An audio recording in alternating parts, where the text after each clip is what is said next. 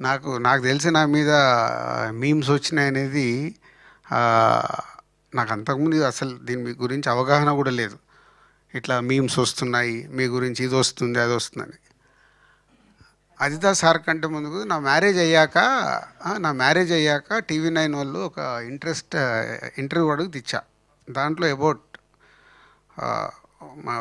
నా వైఫ్ని ఎలా కనెక్ట్ అయిన ఏంటి చెప్తే, సో దాని మీద ఏదో చేశారని పంపించారు.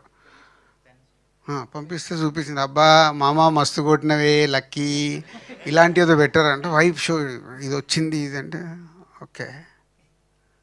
ఏమైంది దాంట్లో? ఇలా ఉంది. ప్రపంచంలో మన తెలుగు వాళ్ళు ఈరోజు మోర్ దెన్ 14 crores పాపులేషన్ కదా. 14 crores నన్ను గుర్తుపట్టేవాళ్ళు 1 కోటి మంది ఉంటారు. కోటి అనుకుందాం, ఓకే, 1 కోటి మంది ఉంటారు. అక్కడ కామెంట్స్ పెట్టిన వాళ్ళు 1000, 2000, 10,000. 10,000 అయితే దాటదుగా. 10,000 కాదు కదా. అంటే 99,90,000 ఇంకున్నారు. ఈ 10,000 గురించి ఆలోచిస్తే నేను వాళ్ళని దూరం అవుతాను.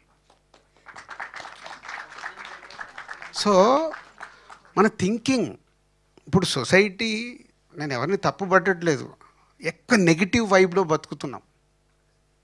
మన ఇంట్లోకి వెళ్తే కూడా నెగిటివ్ వైబ్సే ఉంటున్నాయి.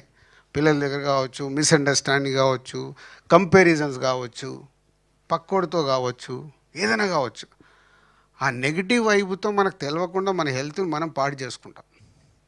సార్ ఇందాక కంప్లీట్ చేయ, నువ్వు అడిగేసావు అట్లా, మీరు బ్రేక్ ఇచ్చారు కదా. సో అది ఆ నెగిటివ్ని సాధ్యమైనంత మట్టుకు మన దగ్గరికి రానివ్వకుంటే మనం పాజిటివ్గా హ్యాపీగా ఉంటాం. అది జస్ట్ పాసింగ్ క్లౌడ్స్. అవేమో నన్ను చంపేస్తాయా? చంపవుగా. Just passing clouds. అయిపోయిన తర్వాత క్లౌడ్స్ వెళ్ళిపోయిన మళ్ళీ ఏం కనిపిస్తుంది? Clear sky. మనం స్కై లాంటి వాళ్ళం, క్లౌడ్స్ గురించి భయపడితేలా?